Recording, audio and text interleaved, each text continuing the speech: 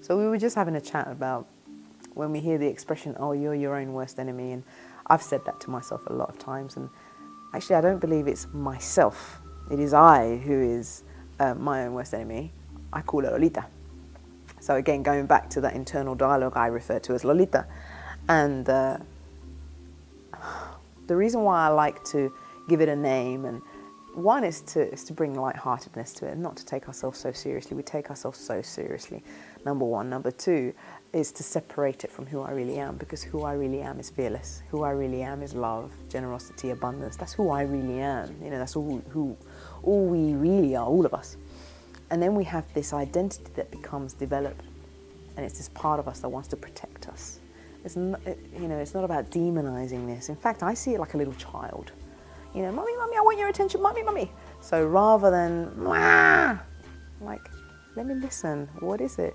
So when, for example, I'm about to go into a meeting, say like the other day I was presenting in front of 70 head teachers. Now normally we're afraid of head teachers from a child, it's part of the conditioning. Oh, head teacher, head principal, scary. Let alone standing in front of 70 of them, yeah? So my Lolita starts saying, oh my goodness, this is going to be really bad, really bad, really bad. What are you doing? You can run out, you can run now, you can leave now. It's insane, the amount of conversations that we're having in our head. And then actually what it's trying to do is not that it's a bad thing, it's just trying to distance you from situations that may have you look really bad. Or what it may think, I'm going to die, I'm going to die. It's constantly thinking, you're going to die. If you go through this situation, you're going to die. It doesn't really distinguish between reality and non-reality. That fear doesn't really distinguish. So imagine I'm now standing in front of 70 head teachers. And even with the amount of training that I have in confidence and all of that, it is still a confronting, the idea of it is still really scary. So it manifests in my mouth going dry and having to drink lots of water, looking at them smiling and just being myself, and then them looking at me like this. Like they're trained to just look at you seriously.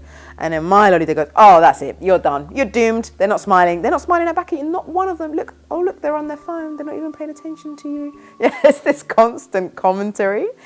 And I think part of our journey is being able to distinguish, first of all, that is not who I am. Who I am is me wanting to stand in front of those heads to share what it is that I do and the impact and the value that I can provide to them through their parents, as opposed to the conversation that this one has. And there's many more conversations we can have about that one. But just to start off, it is not who we are, hence why I give it a name and I separate it from who I really am.